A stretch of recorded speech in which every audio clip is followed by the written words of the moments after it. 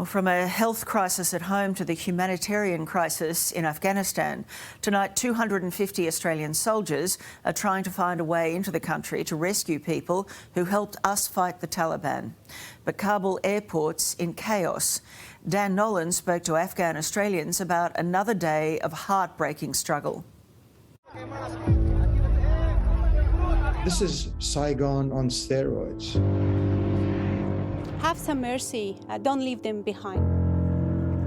Imagine for a moment the desperation forcing people to act like this. As a US C-17 aircraft begins its takeoff, hundreds of Afghan civilians swarm the plane, some clinging to the wheel hub in the hope of escape.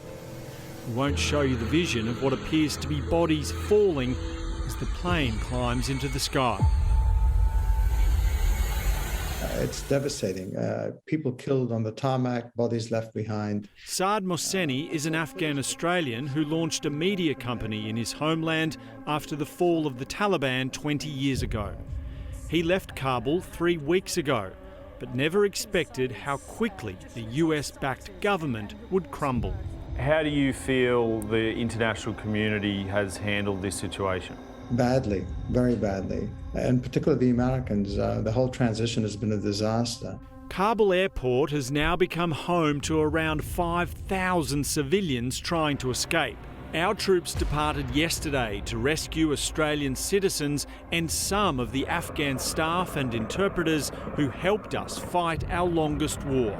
Even landing the plane is currently impossible. I know that support won't reach all that it should. We wish it were different. Things fell apart too quickly. So I think everyone has struggled to get their people out. And if you look at the scenes at Kabul airport, it's just, I'm not sure how they can organize things. I have been in that position myself. It's been an emotional time for former refugees like Mariam Zahid in Sydney. She fled Taliban rule and knows why these Afghans are now trying anything to do the same. They must be so desperate, and the only opportunity they could see that to fly out and hanging on anything that takes them off the ground. The airport is now divided. The US military controls one side with 5,000 troops ready to fire at anyone breaching their lines. The US military on the military side of the airport shooting at people if they get close. And then you have complete anarchy on the other side with no police, no immigration officers, no one. From a satellite, it looks like swarms of insects, but those are all people trying to find a way out. The Americans buzzed them with Apache helicopters to try and clear the runway before the C-17 departed. Earlier flights had secured places for the US military's dogs, leaving many of these civilians wondering how little their lives are worth. One US aircraft, authorised to carry 134 people, instead filled with 640 Afghans, ferrying them away from life under the Taliban. The scenes we're seeing in Afghanistan, they're gut-wrenching. Away from the airport, life in Kabul has been surprisingly stable. The army and police disappeared. Now the Taliban cruise the streets in their US-funded vehicles. After a dramatic makeover to fit the strict Islamic laws imposed on women, CNN's Clarissa Ward reported freely around the city. They're just chanting death to America, but they seem friendly at the same time. It's utterly bizarre.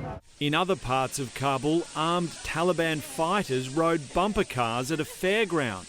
Another video posted to social media shows them exercising at a gym with a rocket-propelled grenade casually slung over a shoulder.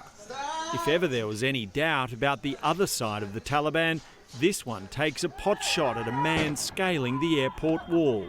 So many here are still unsure whether to believe the Taliban's assurances that things will be different this time. We're going to see them on the ground in action. So until we don't see that in action, we can't say that they have been changed or they are different Talibans. Saad Mohseni hired the first ever female TV anchors in Afghanistan, and the Taliban have already visited the station, checking IDs of worried staff. They're scared, obviously, but they're courageous. They're reporting on events despite fears that they may have for their own personal security and safety.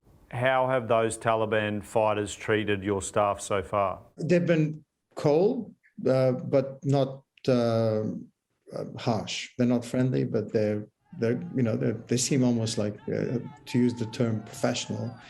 But we don't know. We don't know. Time will tell. Today, Saad's media company in Afghanistan resumed broadcasting with very brave female anchors.